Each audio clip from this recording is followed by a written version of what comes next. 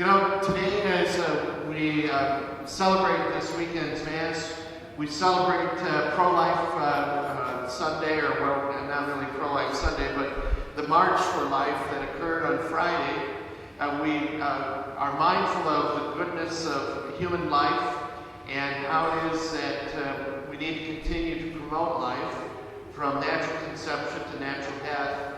And of course, as I said, we also kick off our Catholic Schools Week celebration. And it's a nice opportunity for us to celebrate the goodness of Catholic education in our Catholic schools especially, although we know Catholic education is for everyone, everywhere, all the time, right? So we know that we are always learners. And today what we have is an interesting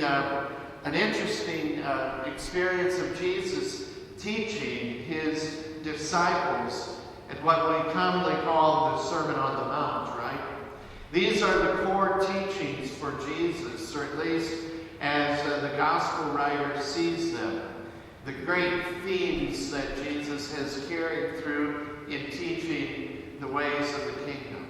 So we have that in mind as well. But my attention turned to the second reading that Connor read for us from 1 Corinthians.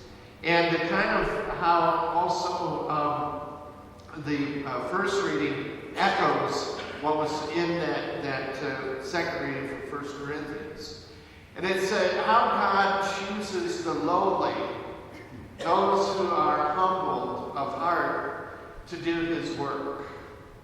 And the reason why that caught my ear is because a lot of us, including the priest, say, to ourselves, well, who am I to speak for, God and God's kingdom? Who am I to be able to do that? I'm merely a sinner. I'm nobody. Why would God want me to do that kind of work? And yet it's precisely in the prophet Zephaniah, I think, as well as 1 Corinthians that we read.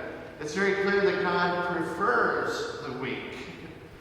God prefers those who, in the eyes of the world, appear to be foolish.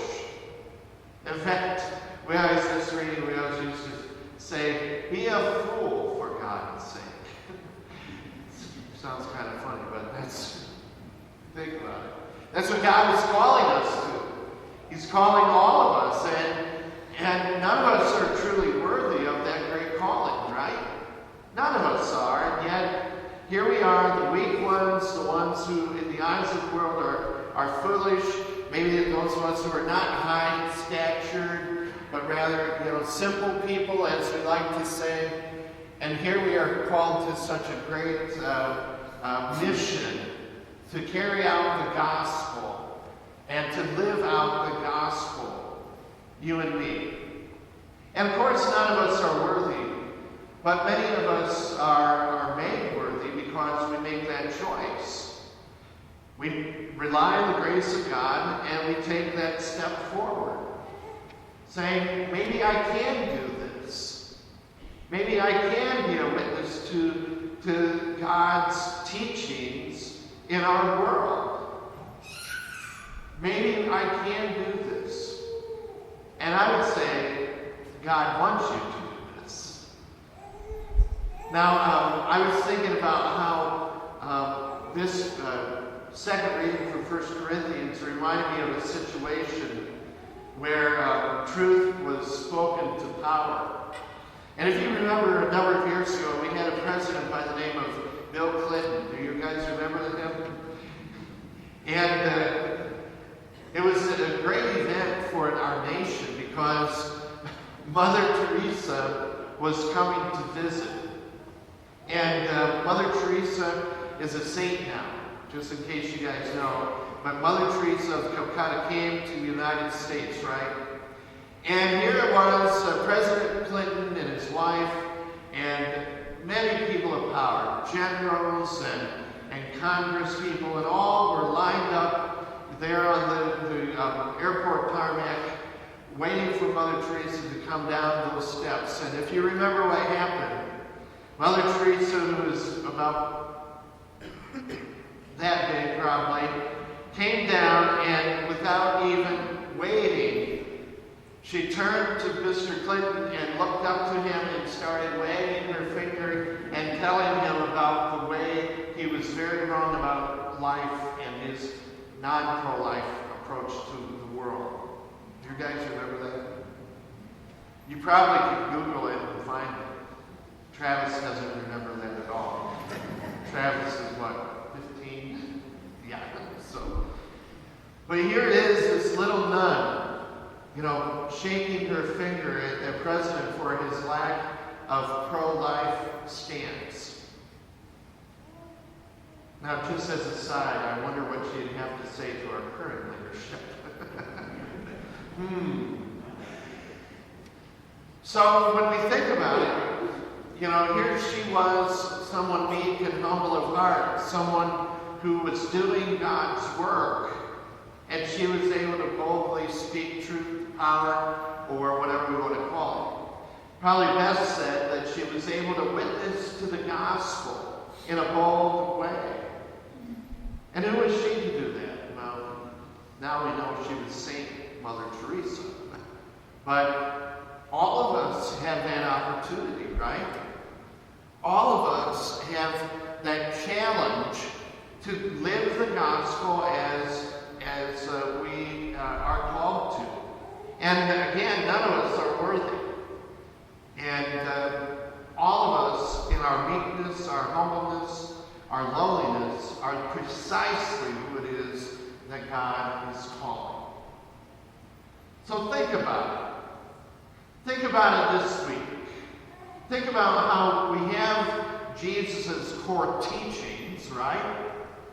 And, we see them reflected in the Sermon on the Mount. But you and I, we have the core teachings. And if not, learn them. Figure them out, right? But we have enough of the core teachings to be able to go out and witness to God and God's reign. And really, it's all He's asking us to do.